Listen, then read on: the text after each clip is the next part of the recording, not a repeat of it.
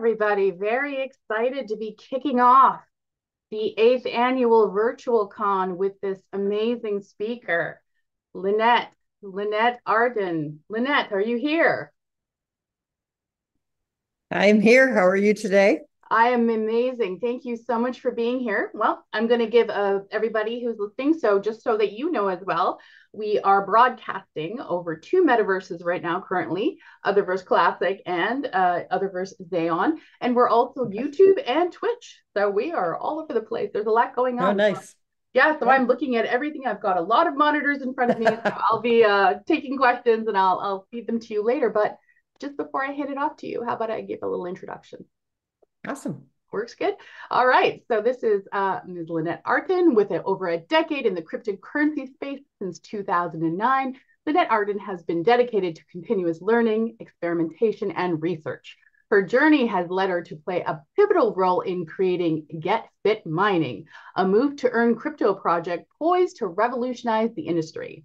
After 2.5 years of development, GetFit Mining is on the verge of its grand launch, exiting beta to empower users worldwide with its unique value proposition. And available both on Google Play Store and Apple App Store, GetFit Mining redefines crypto-driven fitness and wellness, offering unprecedented opportunities for engagement and rewards. So very excited, building a Yeah. successful crypto project. It Floor is has all been yours. it's been a road, that's for sure. Here's what I love about the crypto space is it's life-changing. Financial freedom wise. The problem is trying to find the right project. And, I've always, pretty much stuck with blockchains. They're a self-funding ecosystem. And, when you're working with the right ones, can be very promising. I mean, look at the Bitcoin platform or, blockchain, where you start to see, things fall apart in the crypto space are all these crypto projects that are created. And when I got involved in the crypto space, it was with Bitcoin back in 2009. I absolutely knew nothing at all about the crypto space. It intrigued me, but not enough to really dig in deep and start, to learn it. It was probably a few years after I had bought the Bitcoin before I really started to take notice and pay attention. Then what we saw, they call it the wild, wild west. Everybody was starting to create these projects, and they always started one way, massive pre-sales of those tokens. Problem with that is that you're diluting the market value before the token is even listed on an exchange. And those pre-sales are generally used to begin the development processes of whatever project is going to be created. And nine times, well, I don't want to say 9 times out of 10, but most times the project never gets developed as promised in the beginning. And then really what it becomes is a big selling frenzy. And then there's, when's the end of that project going to happen? And then, of course, there's all these projects that start out the wrong way. A handful of the people that were able to get in early ended up walking away with most of the money before it ended, or you just get these project creators who have one thing in mind, and that is to rake in as much money as they can before they do a rug pull and then leave. So I really didn't have any plans whatsoever of creating a crypto project. Really, I got drove to it based on all of the failures that are in the space. And so I really made myself dig in and learn. And I think what really pushed me over the edge and decided to really create something was these NFT JPEGs that were going for insane amounts of money. There is technology behind NFTs. It doesn't have to just be that JPEG. And so when you're getting involved and you're creating a project, and we really do need some great project creators out there that are goal driven, that want to do it the right way. I am a firm believer that if we have more people who create projects done the right way, And eventually, the peer-to-peer communities that get involved in these projects are going to learn what to look for in a project that has been created the proper way. And then you're going to start to see all of these failing projects that are created not to have longevity, not to be here for the long term. You're going to start to see them fall away, because if people in general start to understand and learn, what it takes for a project to be successful, they'll start being a little more picky and try to stay away from the hype. You've got to look at more than just the hype. And so I'm going to tell you right now, to build a successful crypto project, it doesn't happen overnight. It takes years to do. We're already in our third year of creating our Move to Earn project. And I have to tell you, and I did not know that the Move to Earn space existed. I am 56 years old. I have never really paid attention to my fitness activity, or trying to maintain youth, until I was in my early 50s. And my Apple Watch is, it's constantly looking at my watch. Did I close my rings? How many steps did I get? And so when you're going to create a project, you've got to have a clear definition of what it is that you're going to be creating. You've got to have that clear vision. You've got to have a purpose for that project. You've got to be able to solve a problem. And so we are actually in the process of rebranding. We're leaving our, beta build of our development phases. We're moving into our final brand, MoveQuest. And so the 3 years that we've taken to develop this project, our vision, our purpose, what we're bringing to the community, we took a lot of time to develop this. And just writing out the blueprint for this project took me over 6 months. I had to make sure all the I's were dotted, all the T's were crossed, and that I was making sure that there was not going to be a point of failure. And then putting that together. And now moving into MoveQuest, we've really created, a life-changing, very dynamic Move to Earn project. I didn't know that the Move to Earn space existed. And I was very excited when I started to research, fitness and how that could work in the crypto space. And I started looking at some of the projects that were in the Move to Earn space. And talking about crypto again, it's not even been in existence long enough for somebody to have retired, okay, from this space. And so it's still evolving, and you really have to teach yourself.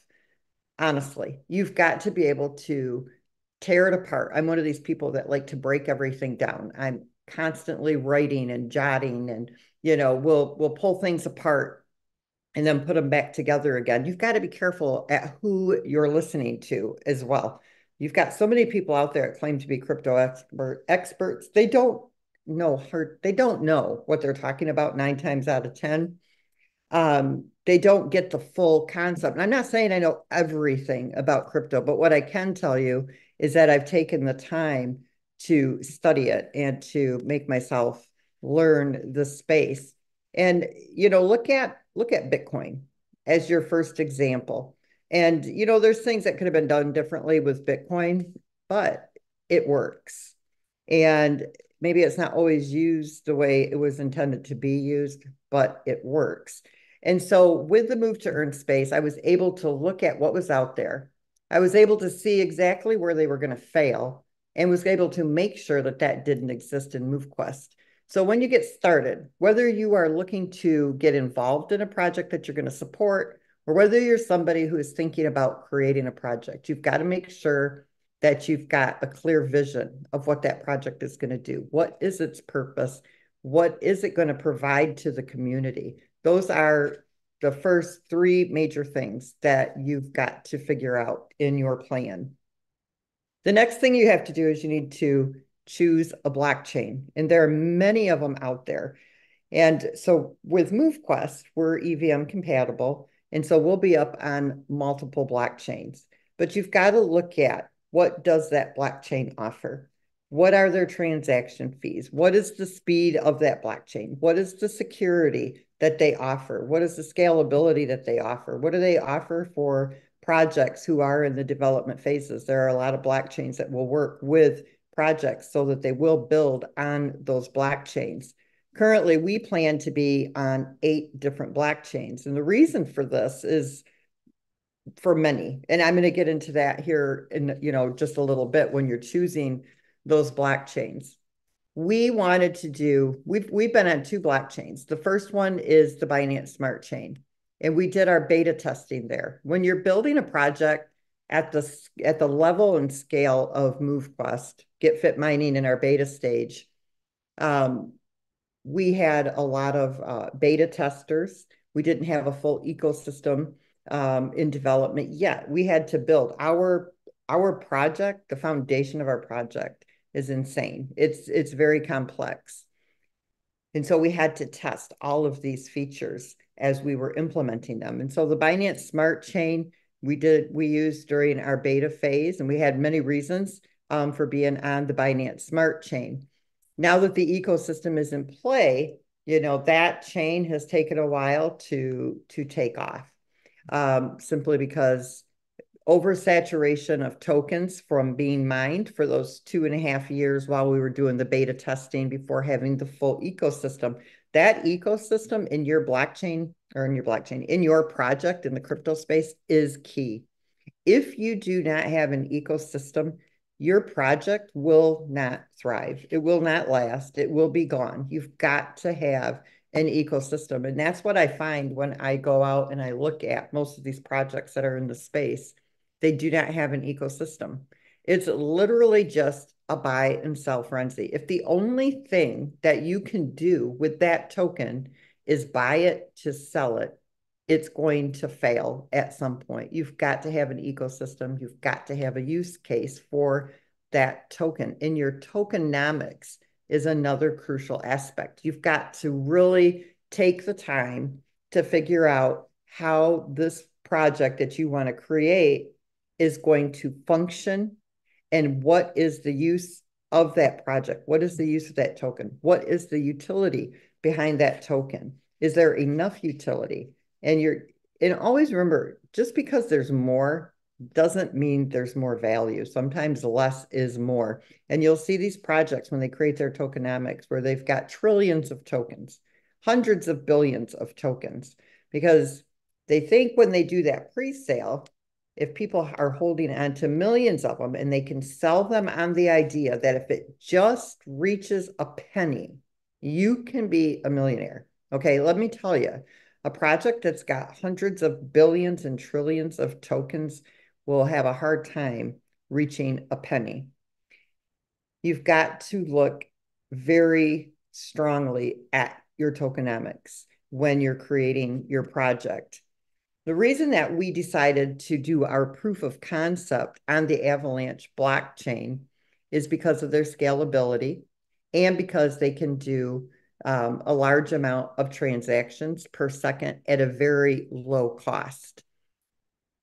Their security is very high. They also offer multi-chain capability. And so there's future development that we can do there. And they also have a very strong developer ecosystem.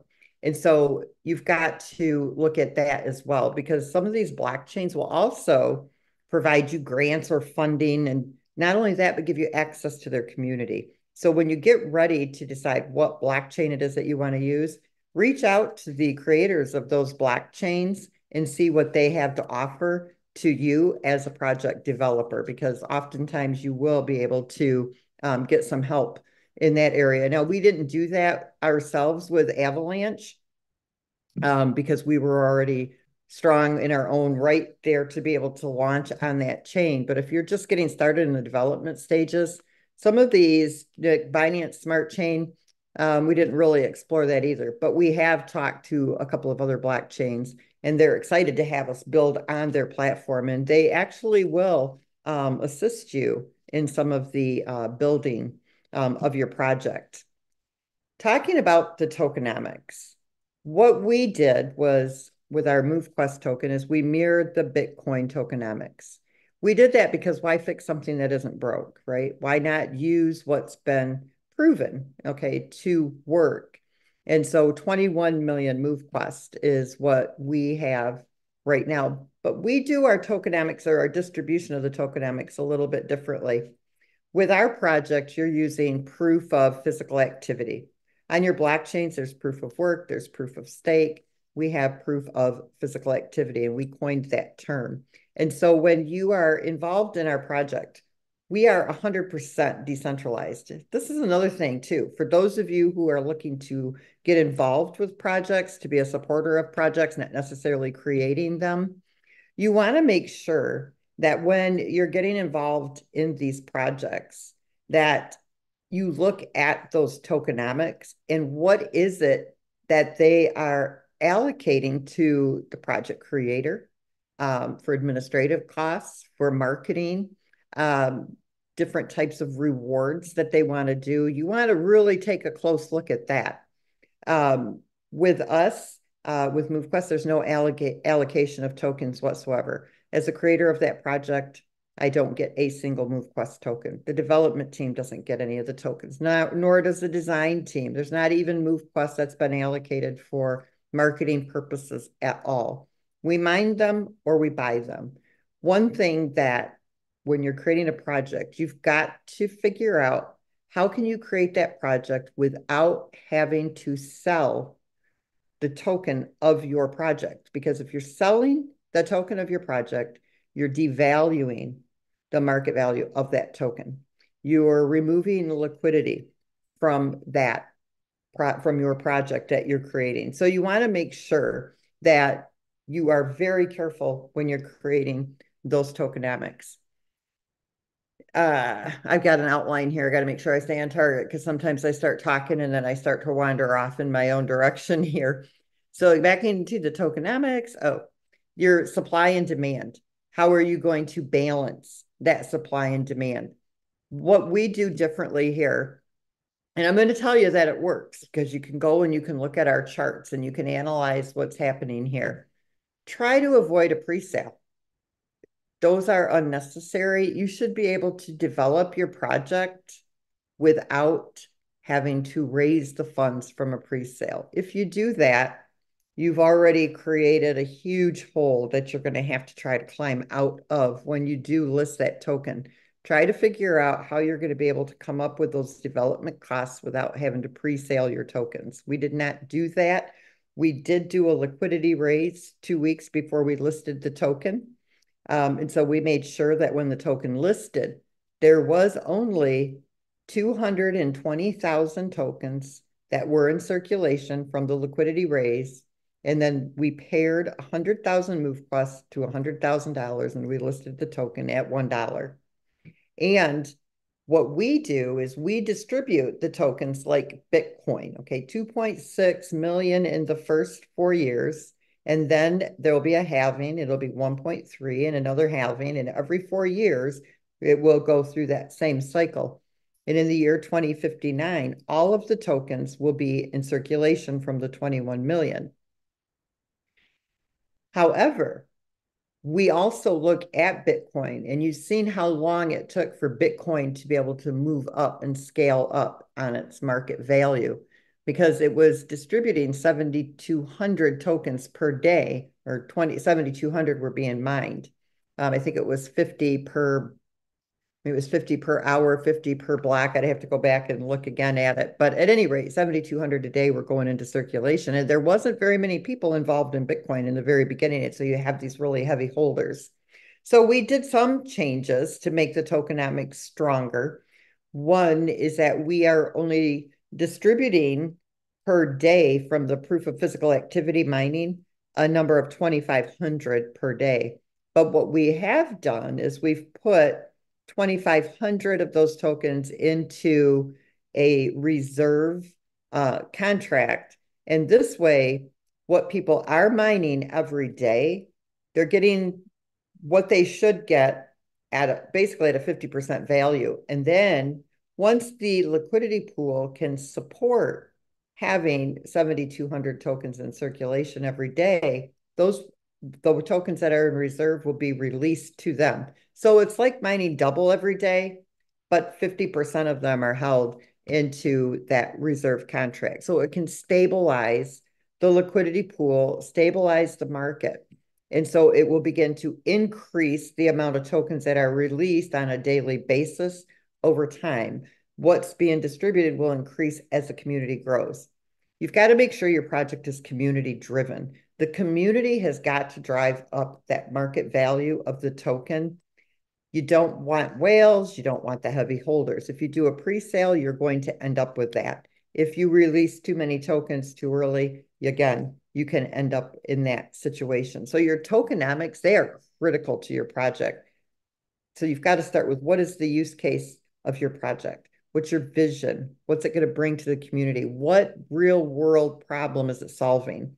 For MoveQuest, it's huge. And we've got testimonial after testimonial. We have people who are dropping weight like crazy, not because they're dieting, not because they're going out and spending $1,200 a month on Ozempic or whatever, new weight loss drug is on the market each month. They are literally just changing their lifestyle, but the application drives them to be competitive with themselves. Okay, because every day they're checking, how many steps did I get? How many MoveQuest did I mine from that? How many calories did I burn? Did I get in my 2-hour workout? Am I getting a solid 6 to 8 hours of sleep at night? All of this is mining tokens. You're mining 24/7. That's one thing that is different with our project than with your other move to earn projects. You can only mine for a few minutes a day, or you can only mine if you're outside taking a walk. We encompass all of it. Your steps, the distance that you're walking, the calories that you're burning, your workout time, and then your sleep, because sleep is also important to your body being able to recover from all that physical activity. And people are pushing themselves to do more physical activity. We have testimonials of people who've lost 100 pounds, 50 pounds, 40 pounds. People are consistently losing 4 or 5 pounds a week. They're starting to feel better. They're feeling more balanced. They're feeling happier. They're more energetic. And that's what happens when you get up and move more. And so our app really does solve an issue, a real life issue, which is, you hear about it on the news, especially with politics here in the United States, with RFK, and about your health and what you're putting into your body, moving more, trying to get away from that sedentary lifestyle, because obesity and being overweight is one of the biggest precursors to chronic illness and diseases and cancer.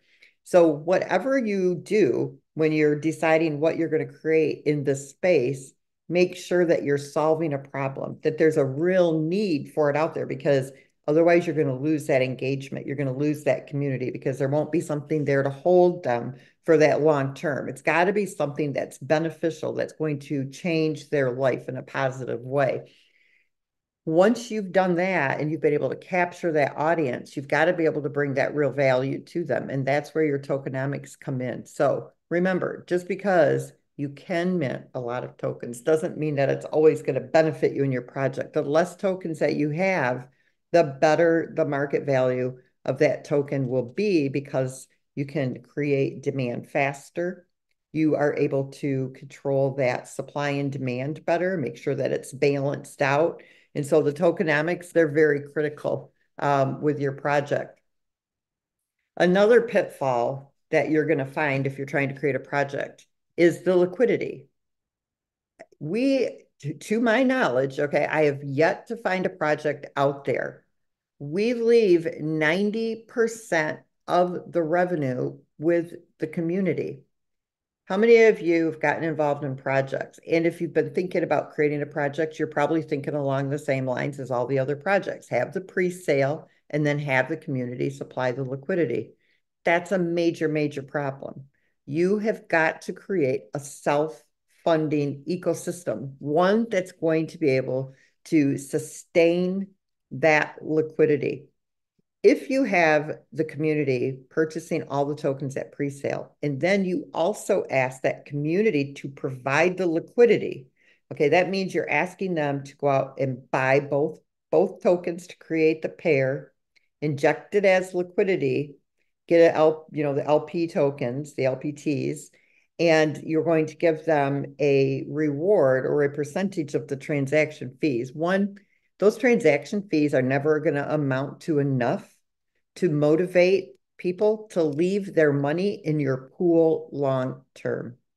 The first time you have somebody sell off a large amount of tokens irresponsibly, you never want to be the first person that becomes the market maker, right? You never want to be that first person who sells off the large amount of tokens, but there's always going to be one. And they do change the dynamics of your pool, and you've got to be able to recover from that. But if you're asking your community to provide that liquidity, you've seen it happen over and over again. The community freaks out, and rightfully so, because they've seen it happen over and over and over again. The minute you've got a large seller, you're going to start to see the community pull their liquidity. One, they don't understand how the liquidity actually works. And two, the transaction fee rewards are not high enough to motivate them to take that risk. And then when you start seeing the community pull the liquidity, now you start seeing your community selling off their tokens. There's been a big sale. You don't have a self-funding ecosystem, and so you have no way to correct it. You have no way to fix what just happened. And so now you've got this downward spiral. You've got your community who's pulling their liquidity. You've got the community who's selling off their tokens. Now you've got a project creator who's freaking out, and they've been allocated themselves all kinds of tokens. They already see the end, the writing's on the wall, and pretty soon they're going to pull everything out that they can, and the shop is closed. It's done. It happens over and over and over and over again. You have to look at blockchains. They're self-funding ecosystems. And so MoveQuest was built under those fundamentals. We are completely decentralized. If you ever get involved in a project, okay, I'm talking to people who are going to support projects, or if you're going to create a project, if you leave any control to the creator, the developers at all, you are not decentralized. A truly decentralized project is managed by smart contracts. That means that the community is always and forever in control of their money. You never want to be the custodian of anybody's money. And how many of these crypto projects do you see come up where they say we're decentralized? Unfortunately, because crypto is so new, a lot of people don't truly understand what decentralized is. It's more than just going up on a decentralized exchange. It means that there is no custodian, there's no middleman, there's no intermediary, there's no company. It means that the person is able to manage everything from smart contracts. I could walk away from MoveQuest today and MoveQuest still operates because it's 100% fully decentralized. The community is in total control of everything from minting their miners, from plugging them into their mining dock, upgrading their miners, submitting their proof of physical activity to the blockchain to validate the rewards that they mined each and every day, from claiming their tokens to exchanging their tokens. Every time they click a button in our DApp or on our Web3, they're making a call to a smart contract. And so you've got to make sure if you're creating a truly decentralized crypto project that there is no centralization to it. You never want your community to have to log into a dashboard and request for you, the project creator, or a group of people to decide if and when they're going to get their money. Then you're centralized. You are not a crypto project. You are a company. So there is no gray area. You can't be decentralized with a small piece of centralization. You're either centralized or you're decentralized. There is no middle ground there. It's one way or the other. So you've got to make sure that if you're going to develop and create a crypto project, one, that you've got a development team that actually understands the crypto space. And if they don't, that they're willing to take a real quick, hard core, learning expedition into the space, because you've got to make sure that you develop your project the proper way. If you don't have an ecosystem, you're going to have an issue with regulations, okay? Because basically at that point, you only have a token that's used to buy and sell. Now you've got a security issue. So make sure that you study up on what's the groundwork, okay, for regulatory compliance issues and things to make sure you're up to speed on that. I'm not going to go too deep into that today. What I will tell you is the ink is still wet on the paper, right? And the regulations are still evolving. So just make sure that you don't leave any gray area. Make sure you don't leave anything to chance. Just try to make sure that everything you do is done the right way so that you are compliant. And if there's something you're not compliant in, make sure you're able to get rid of it right away so that you can be compliant with regulations. And I'm telling you right now, utility, utility, utility, an ecosystem, that self-funding ecosystem, that is important, especially if you don't want your project to fail. I mean, do you really want to, spend millions of dollars creating a project just to watch it fail? And I know you don't. And so you've got to be really careful with how you are creating it. You got to really blueprint it out. You got to have that solid outline and make sure that you've done everything the proper way. What we have with MoveQuest is a self-funding ecosystem. What that means is that we've got loads of use for that token, but we also have a mechanism. We don't burn tokens. So you want to also, explore the burn of tokens. That is creating an inflated market value. You're burning tokens out of circulation, which means you're giving more value to the tokens that are still circulating. And you've got to make sure you have the liquidity that can support that, or that in the future, you'll have the liquidity that can support that. Also, this is key too, your project cannot rely on new money. You've always got to make sure that you don't have that pyramid Ponzi scheme element to your project. And what I mean by that is that you don't need new money coming in to stabilize your project. If you've got to have new money coming in to make sure that the existing community is able to earn or be paid, you're going to have a problem. This is where smart contract management is also key. Smart contracts act like an escrow. Okay. It pays instantly. It pays in real time. It ensures that you don't have that Ponzi pyramid scheme involved in your project. And just to further make sure that we were extremely clear of that with GetFit and MoveQuest, when somebody gets started with our project, they have to mint a miner. I mean, there's just no way, because those have to be plugged in. They're recorded to the blockchain. And this is how that proof of physical activity is filtered through, generates the hashes. Then once you submit, it combines one hash, it records all of that physical activity to the blockchain. But the tokens, you need the MoveQuest token, okay, to mint those miners. And yes, it pays out a commission for people who share MoveQuest, GetFit Mining with others, because building your community is crucial. If you don't come up with a solid way to build your community, you're going to also have issues. And it's a very difficult space to compete in, in the crypto space. And so we've created some elements where we can have project collaboration, and we can work with multiple projects and multiple communities, and everybody benefits from it. And so that's also a key factor. How can you work and collaborate with other projects so you can share multiple communities without having to worry about them feeling like there's a competition there, that you're competing? You got to figure out a way to be able to engage multiple audiences and make sure everybody can still be happy and can thrive, because the crypto space is, while it's growing, it's still very small in comparison to other things that you could be involved in. And so when we're talking about, people getting started, they mint the miners, it pays a commission, and all of the other MoveQuest, it goes right back into the vault.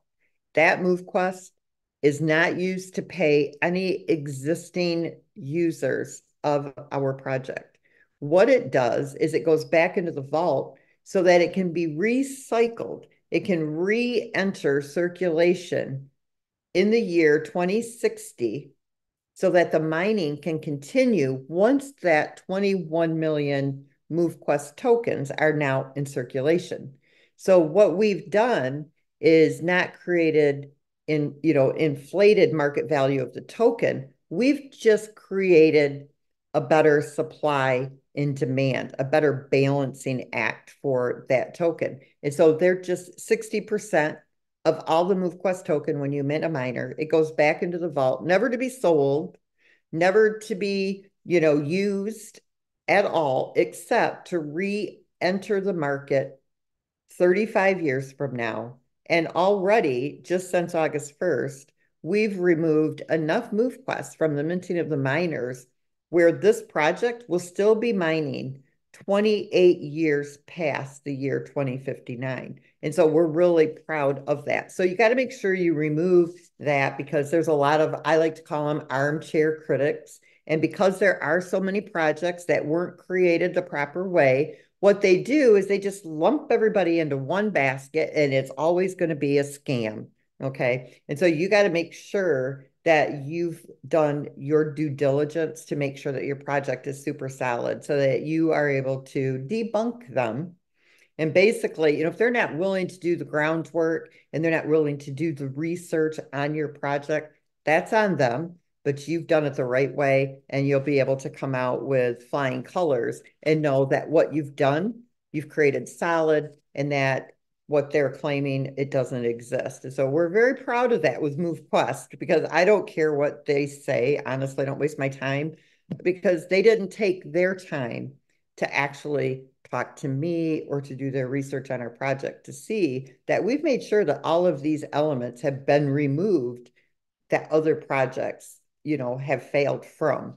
And so you've got to make sure that you do that. You've got to be so transparent. I will be honest with you.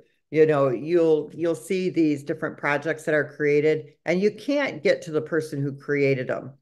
And I'm very transparent. I'm very available. And I'm also open, and you have to be too. You've got to be open to listening to your community. Are there things that you could do better? There's been a lot of enhancements that have been made to our project just from collaborating with a lot of our community through our beta testing, and it's made it even stronger. And maybe some of the, enhancements that we've made have been small, but they all make a difference. And some of them have been very good. Some have been, even some, big enhancements that we've made to it. And so you've got to make sure, one, be available to your community. If you've done your project the right way, you've got nothing to hide. Make yourself available, be open and be honest with your community. Be very transparent and make sure that everything is decentralized. You can send them all to the blockchain to see everything that needs to be seen because it's all recorded. And blockchain doesn't make a mistake.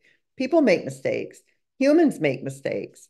But blockchain never does. And so that's the reason why you want to make sure that you keep everything decentralized and make yourself available to answer questions if there are any.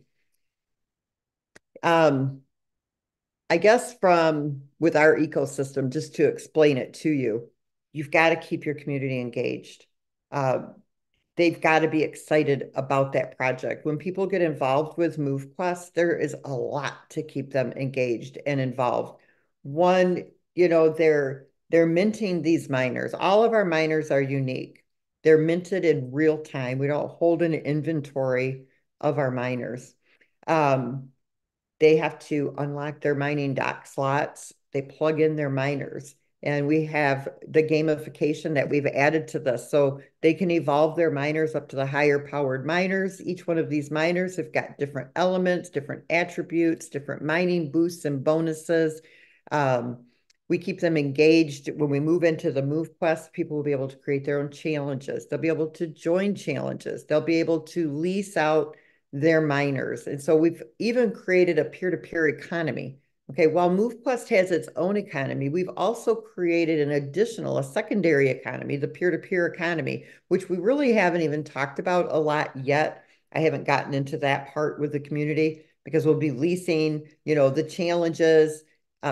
We'll be releasing the challenges and the leasing piece here in the next 2 to 3 weeks when we go into our rebranding. And then I'll be able to start talking to them about that peer-to-peer economy, that secondary economy that exists within the economy. And so we've got that solid ecosystem. But here's what's important, getting back to liquidity. When I'm talking to you about people being able to pull the liquidity, you've got to have a self-sustaining ecosystem. And so when people mint the miners, no, that doesn't come into the ecosystem. That just is removed. But when they onboard into the ecosystem and they are unlocking those DAC slots, they're using MoveQuest.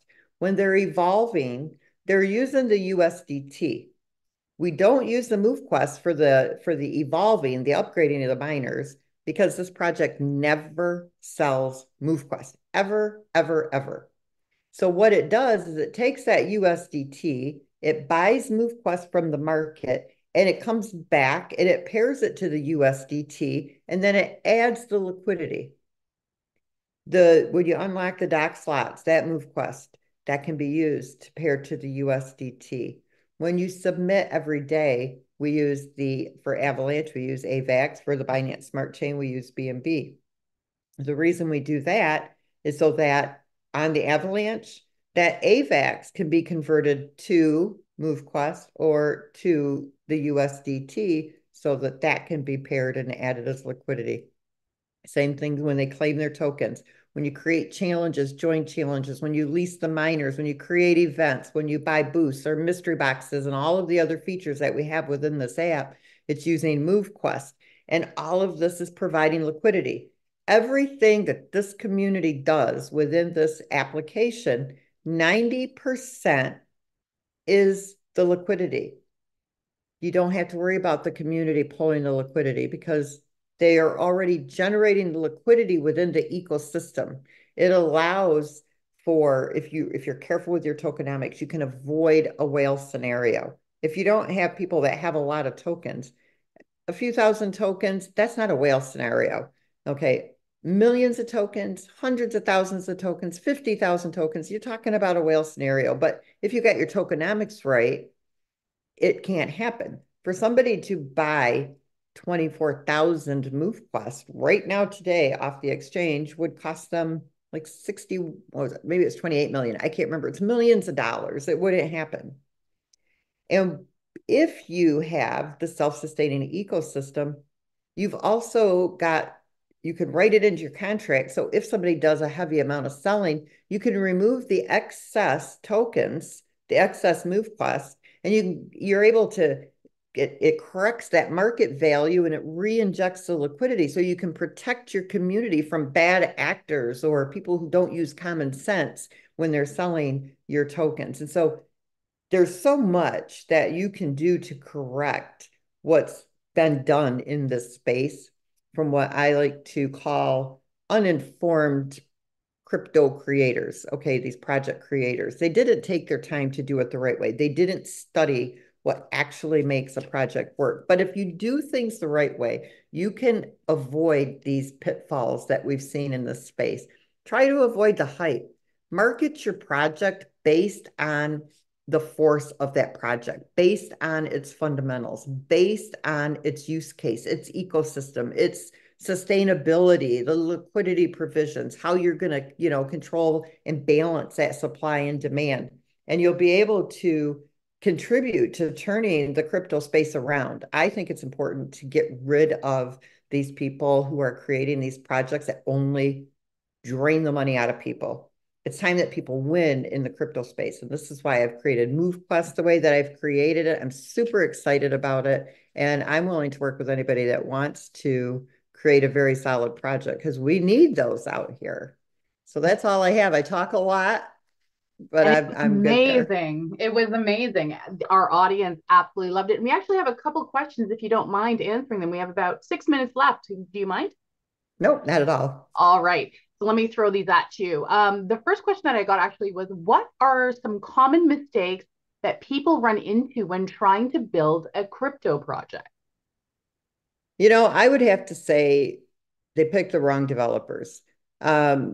a lot of people claim to understand crypto and they really don't. They don't know how to create smart contracts. You end up with, people that leave back doors if you don't have the right development team. I would have to say, if you're creating a project, probably the number one challenge and the biggest mistake that people make are choosing the wrong people to create it for them or to code it for them.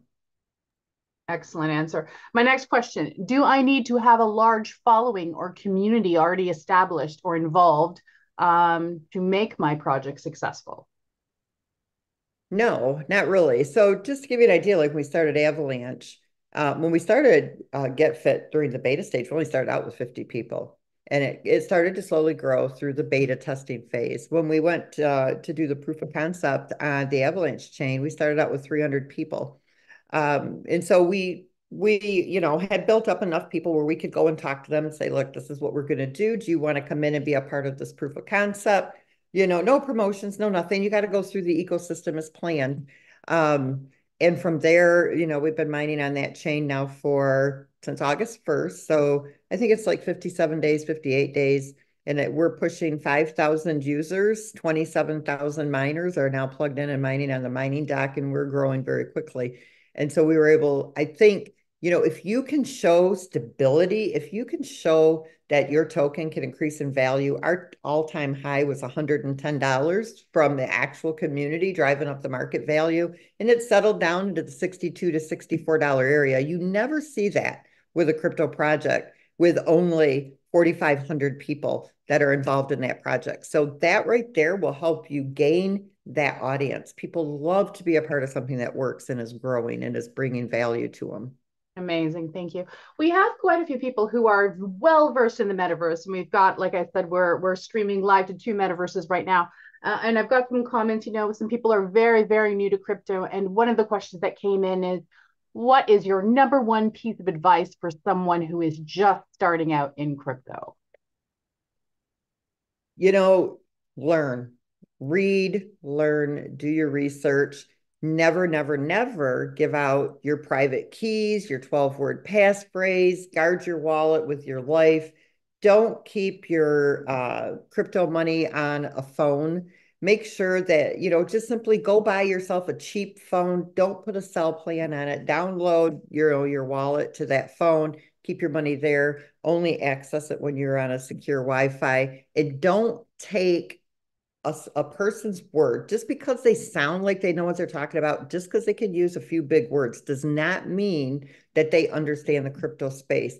Try to find people that are genuinely educated in the space and that don't have any agenda except to help you learn. You've got to, and learn as you go. But my biggest advice is, do get involved, but look for the tried and true solid projects. Don't fall for just anything that's out there. Excellent advice. I'm also seeing in the chat, find a mentor. Knowledge is power. It's really, really Yes, great advice. 100%. Really, really great advice. Absolutely. I've got two questions. I'm kind of going to merge them together here. Question number 1A, let's say, what are some red flags to look for when looking for a legit long-term crypto project? And the sort of second question I'm going to merge in that is, smart contracts have potential issues. So how do you verify one properly?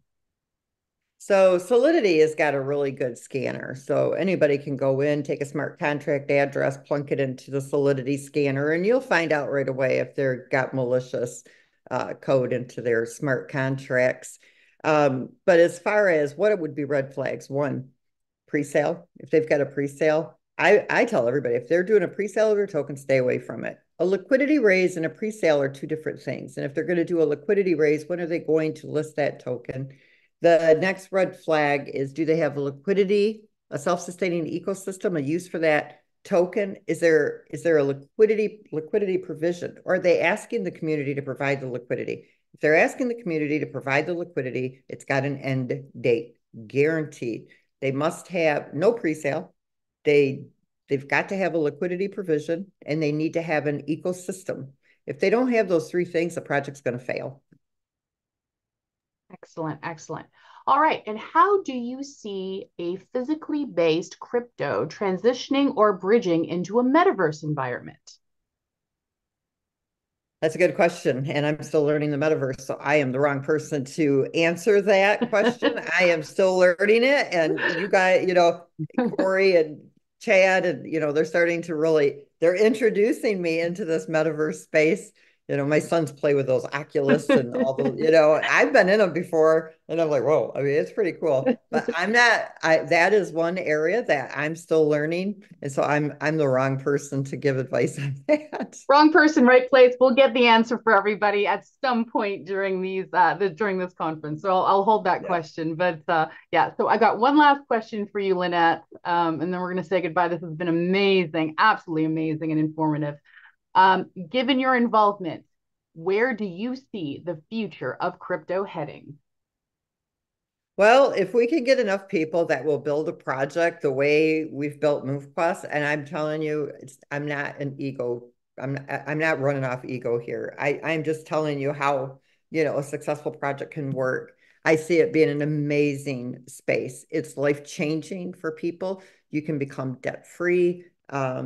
You're in total control of your finances.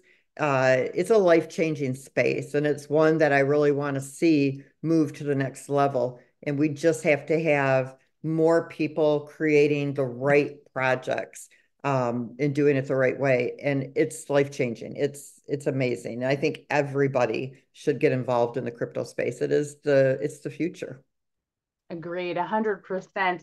Thank you so much, Lynette. Before we say Thank you. goodbye to you, how can people get a hold of you? How can they check out MoveQuest? Where can they find this information? Let everybody know. We can email us at hello@movequest.com. We have both sites up, getfitmining.com. That's where people are onboarding and getting set up right now.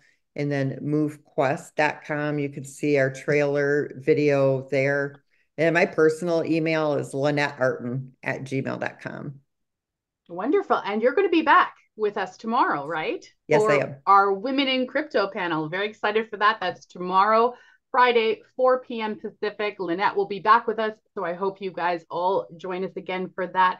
Lynette, thank you so, so, so much for being here. That Thank was an you. amazing, great way to kickstart. Everybody absolutely loved it. Once again, you can check out the replay as well of our live stream at Otherverse on YouTube. We're broadcasting live in both Metaverses Classic and Otherverse Xeon Beta right now. Yeah, come check it out. And Lynette will be back tomorrow at 4 o'clock. Awesome. Thank you for having me. Thank you so much, Lynette. And everybody, stay tuned. In 10 minutes, 8 minutes, we're going to be having here, right here on the stage, MetaMovers, marketing, real estate, and growing communities in the metaverse with Grant Wise. So in about 7 minutes, actually, stay tuned right here on this channel. We will be back with Grant Wise and MetaMovers. See you then.